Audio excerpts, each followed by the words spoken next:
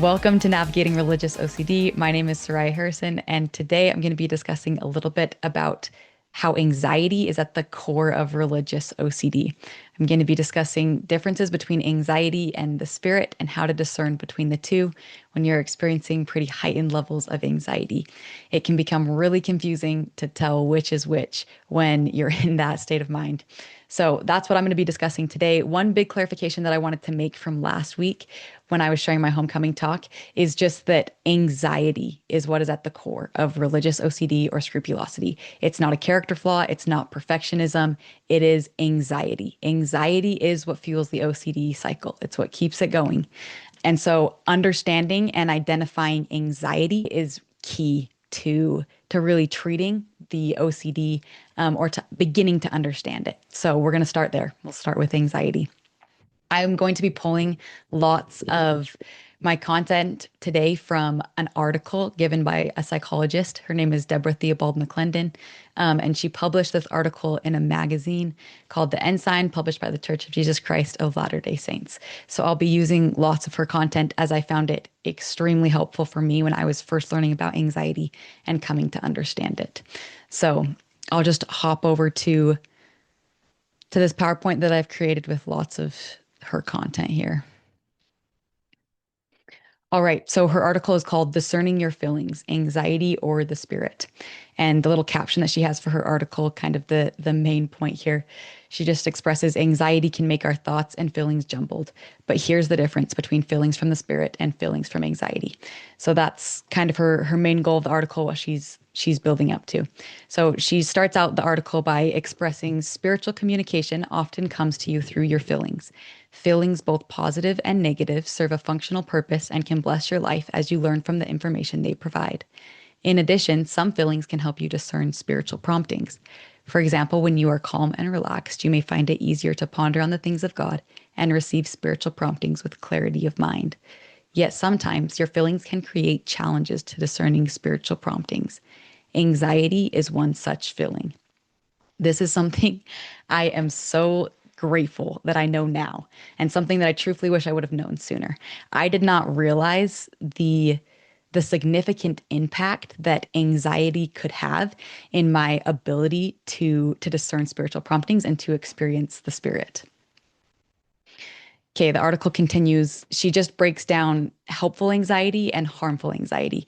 And you may have more commonly heard this in the sense of eustress and distress, like positive versus negative stress, or healthy stress or anxiety versus unhealthy stress or anxiety.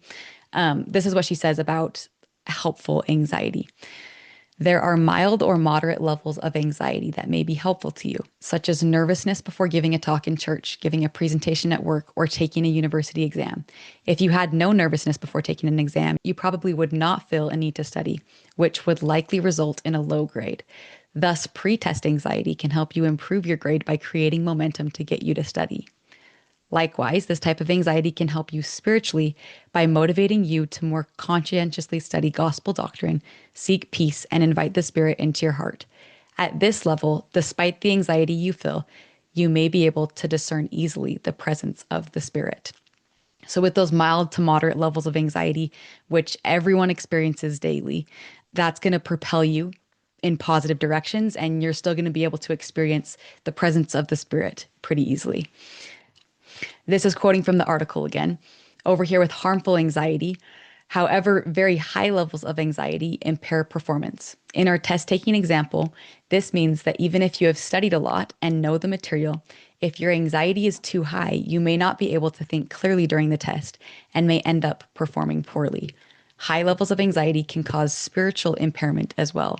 When your anxiety is out of control, it is difficult to discern the Spirit's promptings. I've experienced this. I can attest to it 100%.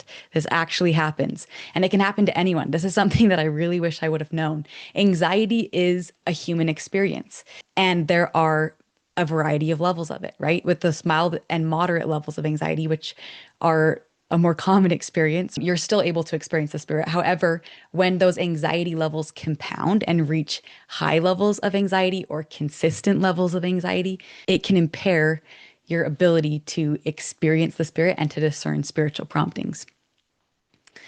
Okay, in the article, she goes on to quote Elder Neil A. Maxwell, and I love this quote that she uses here. She says, Elder Neil A. Maxwell of the Quorum of the 12 Apostles clarified, there is a difference, therefore, between being anxiously engaged and being over anxious. I have experienced both. I've experienced being anxiously engaged and being over anxious. And being anxiously engaged is so exciting. It's so thrilling to be a part of the Lord's work in very exciting ways and to be engaged in that in a very intentional way. I have also experienced being very over anxious about being involved in the Lord's work, and that is just like it's a very overwhelming experience that does not bring about fruits of the Spirit. She goes on to explain in this article, if you become over anxious and are unable to manage the sensations of your anxiety in a healthy way, your anxiety will likely intensify and may include symptoms such as a pounding heart, shortness of breath, nausea, dizziness, and the like. If you have difficulty working in a healthy way to soothe over anxiety, you may find anxiety taking over your life. In a near chronic state of anxiety, you may notice a sense of spiritual confusion or stupor, wondering if your anxious feelings are promptings of the Spirit. I really loved how in that last paragraph, she kind of went into some of the symptoms of anxiety, what that experience can look like. It's different for every person, and this is actually something that I would invite or challenge you to do as you go about the rest of today. Just consider how anxiety shows up in your life. Being aware of how anxiety shows up for you is foundational in your ability to be able to recognize it when it shows up and then to be able to do something productive about it. But back to her discussion of the symptoms of anxiety. So a few of them could be pounding heart. These are some of the ones I experience. My heart will pound. I'll feel a shortness of breath. I don't really experience nausea. I do experience dizziness, though. Like I won't be able, it'll be this sense of like not being able to think clearly. When I was on my mission, I was trying to describe when I didn't know that I was experiencing anxiety and I didn't really have the words for my experience. I didn't know what was going on. It was just very confusing. But I was trying to explain it, to express it to other people. And it felt like my efforts were just not working because I didn't know how to describe it. But I remember one day I was walking the streets with my companion and I was walking along a curb and I like missed a step and I like stepped off the curb and I just wasn't expecting that fall. It reminded me of walking downstairs and missing the last step. You know, that moment when you're just like everything just like tenses up as you like brace for this unexpected fall. Like your brain was not expecting for there to not be a step there, right? So it was like that. Like I'm walking along the sidewalk and I miss the curb and it's just like everything just tensed up. And I was like, holy cow, that is how it feels like all the time, 24/7. Like I just feel like I'm bracing for what's coming next. And I'm really worried that it's going to be something awful. Like just this feeling of bracing for a fall that I can't stop. Um, Anyways, so that was like my first experience of putting words to how anxiety felt for me. And that was obviously when I was experiencing pretty debilitating anxiety day in and day out. It now looks a little bit different, but that tense feeling is still very very present and very prevalent for me in my experience with anxiety. So beginning to be aware of how anxiety impacts you or what it looks like in your life is foundational, like crucial, absolutely central in being able to identify it and then to do something positive about it so that it doesn't become something more serious that could affect your life in ways that you don't want it to. Okay, the article continues. President Boyd K. Packer, president of the Quorum of the 12 Apostles, taught that our physical body is the instrument of our spirit, and that it houses delicate physical senses which have to do with spiritual communication. High levels of anxiety can disrupt these delicate physical senses because it causes our brains to release chemicals that create physiological responses that compete with the spirit. It can be difficult to differentiate between what our body feels because of spiritual sensations and what it feels because of its release of various stress hormones. Okay, I'm just now realizing not all of that was by President Boyd K. Packer. She quoted President Boyd K. Packer and then added her own thoughts there or her experience as a psychologist. I find this so fascinating, so interesting. Just that stress has a very real physical response in our body. Like there are stress hormones that are released that interfere with our ability or that make it difficult to differentiate between experiences with the spirit and experiences with anxiety. This is something that would have been so helpful for me to understand, that has been so helpful for me to understand as I've continued to navigate this journey of pretty serious anxiety. Okay, now this is the part of the article that we've been working up to, just this difference between anxiety versus the spirit. The author of the article goes on to express, in my work as a psychologist, I have worked with many clients who are members of the church. Some clients struggling with spiritual confusion caused by chronic anxiety helped me create this chart. This chart contrasts the characteristics and feelings of the spirit with anxiety. Please note, when we do something wrong, we may have uncomfortable feelings from the spirit prompting us to act. But those feelings are qualitatively different from the feelings of anxiety. Okay, this chart that she shares here in this article was so helpful for me in my efforts to begin to understand the difference because initially I didn't think there was one. Like I thought they were one and the same.